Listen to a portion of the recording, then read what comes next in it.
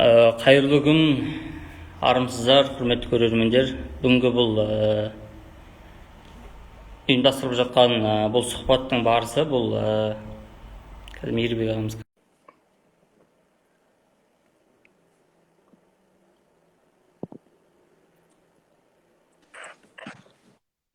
Ассалаумағалейкум. Қалайсыздар? Жақсы, шүкір. Өздеріңіз қалайсыздар? Жақсы, рахмет. Қасиетті мына ораза айы құтты болсын алдымен. Рахмет баршаңызға. 12 айдың сұлтаны Рамазан құтты болсын, бақыт берекесін алып келсін. Барша мұсылманның жасаған құлшылықтары, тілеген дұға тілектері қабыл болсын. Әмин, айтқаныңыз келсін. Естіліп? Иә, менің даусым естіліп тұр ма аға сізге? Анық естіліп тұр. Болды. Алаға, осы сұхбатты бастамас бұрын мына нәрсені айтып өте кетсек, осы негізі сұхбаттың барысы, осы Алматы қаласы сыбайлас жемқорлыққа қарсы қимыл әрекеттердің агенттігінің осы Чехов кітапханасымен бірлесуімен парасатты жол атты жобасының аясында өткелі жатыр осы сұхбат. Осыны бір ауыз айта кетсем. Алаға, дайын болсақ, онда сұхбатты бастай берсек. Тәуекел, іске сәт. Алаға, енді өзіңіз елге белгілі, халыққа әжептәуір танылып қалған айтыскерсіз. Сізді жақсы танимыз, білеміз. Енді осындай бір тұлғаның, жалпы өнер адамының жалпы осылай қалыптасуына ол міндетті түрде балалық шақ әсер етеді ғой. Сондықтан әңгімемізді балалық шағыңыздан бастасақ аға, бала Мейірбек қалай болды, қандай армандады, қалай айтысқа келді дегендей. Ең адамның іргетасы қалыптасуына балалық шақтың әсері зор ғой.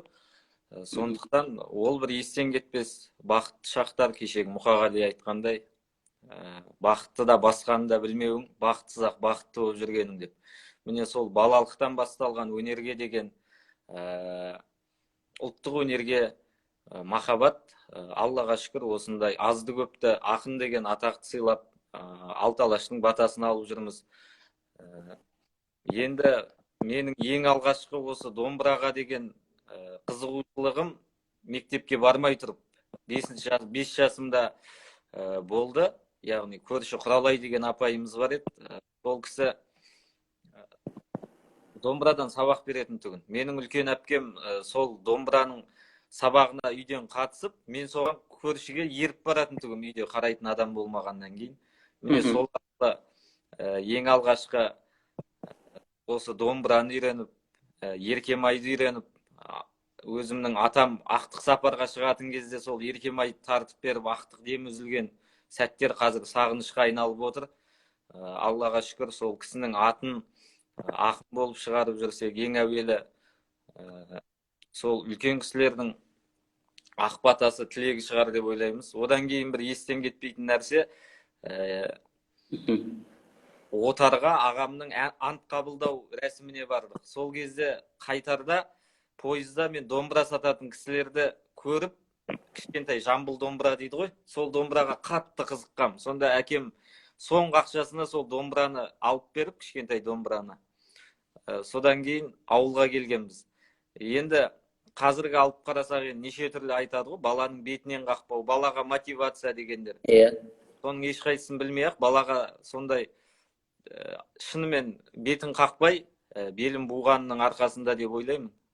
Әр баланың ынтасы, қызығушылығы әр нәрсеге түседі ғой, бірақ соны дер кезінде уақытында таппасып, тауып, баланың бағытын дұрыс жолға бұра білсе, әр қазақтың баласынан таланты тас жаратын тұлға шығады деп сенемін. Ой, рахмет аға, керемет жауап бердіңіз. Аға, енді осы балалық шақ деп жатырмыз. Балалық шақ дегенде бірден еске ауыл түседі, ойнап жүрген, құлдыраңдай ойнап жүрген кезің түседі. Сонымен қатар балалық арман дегенде бар ғой. Арман бар. Осы Мейірбек Сұлтан ханның бала арманы не болды өзі аға? Сол арманыңызға бүгінде жеттіңіз ба? Бала арманым енді бір жағынан менде жаңағы әскери ант қабылдауына бардым дедім ағамның. Сол халық қаһарманы, тұңғыш қорғаныс министрі Сағдат Нұрмағамбетовті көріп, ұланға түсем деп армандағам. Мм. Оқуға түсем деп. Парадокс болып тұр онда. Әскери боламын деп армандадым. Одан кейін жаңағы домбыраға қызығушылығым оянды да, сол жағына бет алдым. Сондықтан бір арманым орындалды десем де болады. Жаңағы балалық ауылдағы сәттер деп жатамыз. 2-ші сыныпта бізде өрік ағашы көп қой енді. Сол өріктен құлап қолым сындырып алып, ең бірінші үйге жылап келген кезімде, енді мен домбыра тарта алмаймын ба деп жылағаным есімде. Әлі күн соны күліп еске аламыз. Мүмкін сол балалық арманның орындалған шығар. Бұл күні Алаштың алдына шығып, қазақтың қасиетті қара домбырасын қолға алып жүргеніміз, міне сол балалықтың арманның орындалған шығар деп есептеймін. Тамаша. Шынымен де бүгінде осындай Мейірбек атануыңызға үлкен себеп болып отқан осындай балалық шақ дейсіз ғой, деген ыждахат. Иә, керемет аға. Аға, енді өзіңіз енді айтыс деп отырмыз ғой. Осы айтысқа көшсек енді сұрақтарымызда. Осы ең сәтті айтысыңыз кіммен болды аға? Қай жылы болды?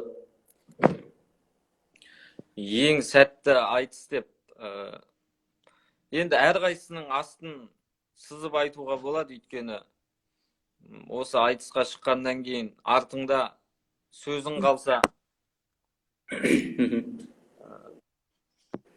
айтылатын сөзің қалса, сол сәтті айтысың деп есептейміз. Яғни ол жердегі халықтың бағасы, жюрилердің балы алған орын емес, ертең сол сөзің бір ауыз сөзбен тарихта қалған ақындар жетерлік қой бізде. Мысалы, Сабырадай ағамыздың «Әр қазақ менің жалғызым» деген бір қатар өлеңнің, бір қатар жолының өзі ұранға айналып кетті. Болмаса кешегі Бекзақ Тәңірбергеновтың «Аралдың табанынан су кеткенмен халқының жүрегінен жыр кеткен жоқ» деген сөзі елдің ұранына айналып кетті. Сол секілді айтыстан кейін Мейірбек осылай деді-ау деген елдің сөзі естілсе, бәрекелдісі айтылса, сәтті айтысым сол деп есептеймін. Ал енді нақтырақ тоқталатын болсақ,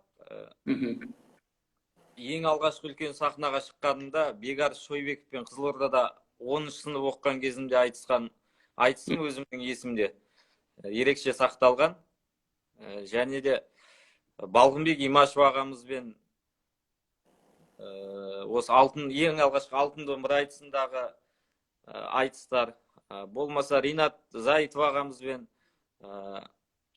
ақындардың көбісімен барлығымен дерлік айтысып шықтым десем болады. Бірақ ең алғашқы халыққа танылуыңа осы кешегі Балғынбекпен айтысқан бала екен, Бекарыспен шыққан жас ақын деген секілді халықтың ең алғашқы назарын аудартқан айтыстар елдің де есімде, менің де есімде қалады. Тамаша аға. Аға, енді осы ең сәтті дейміз, осы ең бір қиын айтысыңыз қандай болды? Мысалы, кіммен шыққанда сіз ерекше бір қатты дайындықты қажет етеді? Қай айтыскер сізге сондай бір қиын болып көрінеді? Жоқ, әлде айтыстың бәріне бірдей дайындаласыз ба? Маған сол көп қойылады. Бокста да бар ғой, қарсыласын нокаутта, бірінші раундта нокаутқа түсіремін деп, жаңа танауының демімен тас ұшырып дейді ғой. Сондай секілді екпінмен сөйлегендер өздері шаршы алаңда шалқасынан құлап жатады. Сол секілді кез келген айтысқа мұқият дайындық керек деп есептеймін. Ал егер де оған қосымша өзіңнің көңіл күйіңнің дұрыс болуы, содан кейін аудиторияның да ықыласы. Кейде тамаша айтыстар болып жатады, бір ақындардың арасында келіспеушілік болып қалады ғой. Соңында қазылар бал көтерген кезде бір ақынға 9 қойып қояды, бір ақынға 8 қойып қояды. Сонда халық бағасын дұрыс көтермедің деп ақындардың шулап жатқан кезде келесі жұпты шақырып жібереді. Міне сол кезде ақынның ішкі дайындығынан бөлек сол кездегі ситуацияны меңгере білуі. Аузыңнан алтын төгіліп жатса да, ол кезде алғашқы 4-5 минутта халық тыңдамауы мүмкін. Сондықтан ішкі дайындықпен қатар өзіңнің эмоцияңды да басқара біліп, халықпен байланыс жасай білу мұндағы негізгі нәрсе. Сондықтан одан кейінгі кез келген тақырыпқа дайын болу, актуалды тақырыптардың бәріне дайын болу. Сондықтан жан-жақты дайындығың мықты болса, қарсыластың қиыны жоқ деп есептеймін. Ал егер де айтысқа жүрдім бардым, дайындалып болмаса ойда жоқта қатысып шыға салам деп айтқанмен, бәрібір ақынның ол түпкі дайындығы өзі әсер етпей қоймайды. Сондықтан егер дайындықсыз айтысқа шықсаң, қарсыластың бәрі қауіпті. Яғни бәрі де өзіме, бәрі де баптауға байланысты дейсіз ғой. Иә, кейде бақ шабады, кейде бап шабады, бірақ ең алдымен жүйрікті жаратып барып топқа қосады ғой. Сол секілді айтыста өзінің ақын бабына келген кезінде біліп сахнаға шығу керек деп ойлаймын. Жақсы, рахмет аға. Аға, енді осы 80-90 жылдарда, осы 2000 жылдардың басына дейін бір топ керемет жас осы айтыс өнерінде бір топ жастар, жалпы бір топ айтыскерлер жарқ ете қалды. Мұхамеджан Тазабек ағамыз, Оразалы Досболсыновтар, Дәулеткерей ағаларымыз, Бекарыс, айта берсек көп, бірін айтпай қалмайық. Енді осылардың ішінде аға, сіз айтысқыңыз келіп, бірақ бұйырмай қалған айтыскерлер бар ма? Сіз келіп жатқанда ол кісілер айтыстан кетіп, я болмаса Оразалы ағамыз ертерек дүниеден көшіп кетті дегендей. Сондай бір ішіңізде бар ма? Бір ашынып осы айтыскер, мен айтысуым керек еді менің деп өкініш бар ма, бір қалау ма? Айтыспадым деп өкінгеннен бұрын жанында жақын жүріп әңгімесін тыңдамадым, көзін көрмедім деп өкінетін кісілеріміз бар. Ақындар, мысалы өзіңіз айтып отқан Оразалы марқұмның өзі неге тең. Қазіргі айтыстарын көріп отырсақ, қандай ішкі потенциал ақынның, қандай рух,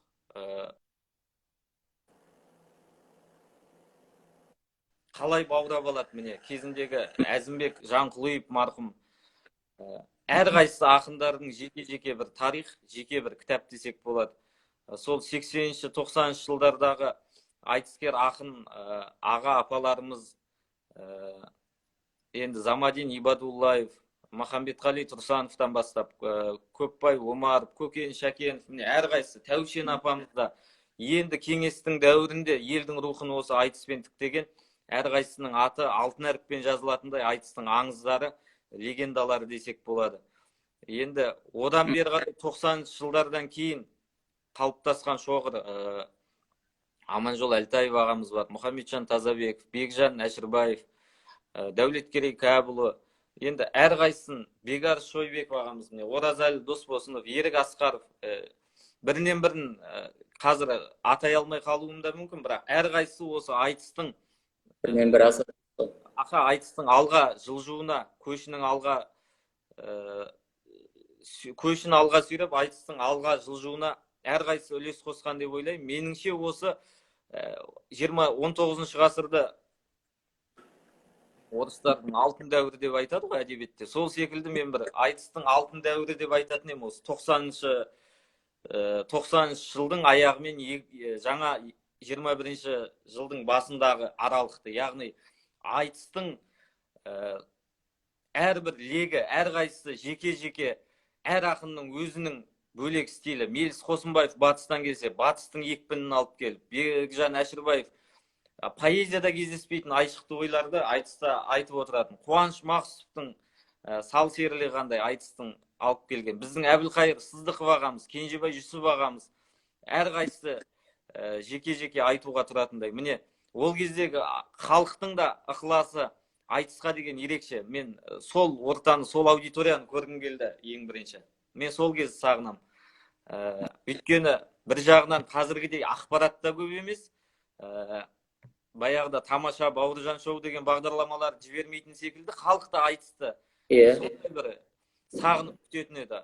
Қазір ақпарат көп, телеканалдарда көп, ойын-сауық бағдарламалары да көп. Сондықтан айтыстың бұрынғыдай көрермені табылмай жатса, бұл бір жағынан осының да әсері деп ойласақ болады. Одан кейінгі жаңа бетбұрыстар да болып жатады көрермендерде. Талғамының өзгеруі бар. Міне, осы жаңағы аты аталған ақындарды сұрағыңызға соңында бір жауап беріп кетейін. Әттең-ай, мен айтыспадым дегеннен гөрі, шіркін осы кісілердің жанында жүріп, тәлім тәрбиесін үйренгенімізде ғой деп армандайтын ақындарымыз жетерлік. Түсінікті аға, бірі-бірінен озатын сайынның қасындай айтыскерлер болып дейсіз ғой. шынымен де әлі күнге шейін халық ол кісілерді сағынып әлі жоқтаушылар көп. Мысалы YouTube желіде, әлеуметтік желіде де айтыс көрсе болды, сол комментарийда сол осы оразалы ағаларымыздың аттарын естіп жатамыз. Жақсы аға, енді өзіңіз жаңа айтып қалдыңыз, көрермен азайып кетті дедіңіз ғой. Бұл енді шындық қой, расымен де айтыстың қазір бұрынғыдай аудиториясы жоқ. Осының бір себебі не деп ойлайсыз аға? Осы мен ойлаймын, бірыңғай бір нәрсенің қайталана беруі осы айтыстың көрермен жоғалтуына себеп болған жоқ па? Өйткені бүкіл нәрсе жаңарып жатыр. Әншілер эстраданы өзгеше шоуға айналдырады. Бүкіл өнерде өзгеріс бар, бірақ айтыс сол баяғы 70-ші 80-ші жылдар бері қарай бәрібір сол жұпталған бірдей айтыс, сол қыз бен жігіт. Яғни бәрі өзгеріс жоқ. Осы да деп ойламайсыз ба, осы себебін? Айтыстың көрермені мүлде жоғалып деп, болмаса айтысқа көрермен келмейді деген пікірден мүлде аулақ болуымыз керек. Қазір егерде жарнамасын жақсылап жасап, республика сарайында, болмаса Қазақстан концерт залында өтетін айтыс деп ай бұрын халыққа жарнамасын беріп, ақындардың тізімін көрсеткен афишасын жарияласақ, айтысқа халық билет таппайды әлі күнге. Мен қанша айтыстарда көріп жүрмін, өзімнің таныстарым да айтысқа келе алмай, кіре алмай қалған кездер көп. Осы міне 1-2 жылдықтың өзінде де. Сондықтан айтыстың көрермендері әрине қазақ бар жерде айтыс бар, көкпар бар, бәйге бар, күрес бар. Міне қазақтың өзінің қанымен бірге жасап келе жатырған өнер ғой. Ал енді жаңағы көрермендердің азаюы, тұрақты көрермендердің азаюы мүмкін. Ол біріншіден жаңа замандағы мүмкін, жаңа сіз айтқанда болуы мүмкін. Форматын өзгерту. Бірақ форматын өзгертіп көрді. Сіз де білесіз, жұлдыздар айтысады деген айтыс болды. Жастардың бағытын, жастарды тартуымыз керек. Жастар қызықтап көреді деп. Ал мен содан айтыстың көсегесі көгеріп кеткенін көрген жоқпын. Керісінше айтысты қылжаққа, одан сайын мазаққа айналдыратын дүние болды. Айтыстың шынайы формасы қаншалықты сақталса, соншалықты халыққа қызық болады деп ойлаймын меніңше. Сахнадағы бір-бірімен жұптау ақындарды. Сол сәтте айтылған, сол сәтте табылған импровизация, сол сәтте айтылған уәж, міне халықтың есінде қалады. Одан кейінгі нағыз айтыстың көрермендерін көбейтетін нәрсе ол тікелей эфирі болатын еді. Егер де соған бізге рұқсат берсе, ақындарға, айтысқа телеарналар өз мойнына көтеріп, тікелей эфирде айтыс өткіземіз десе, мен тағы да айтам, бірінші болып қатысатын ақынның бірімін. Өйткені одан кейінгі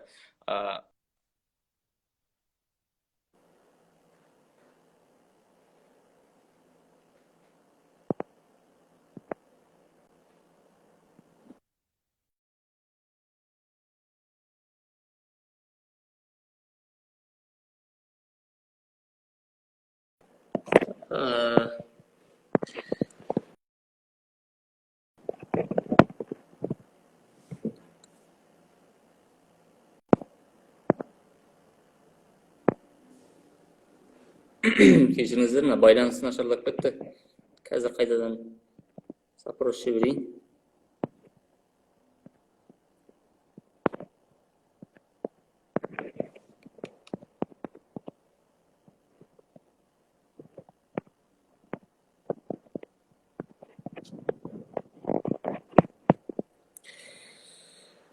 Қазір кішкене аздаған секундтар күте тұрыңыздар. Мейірбек ағамыз қайтадан қосылады. Жап-жас сұхбат болып келе жатыр еді. Так.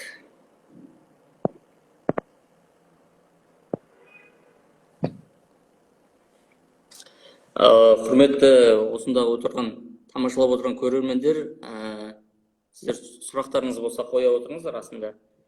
Қазір сіздерге де кезек береміз.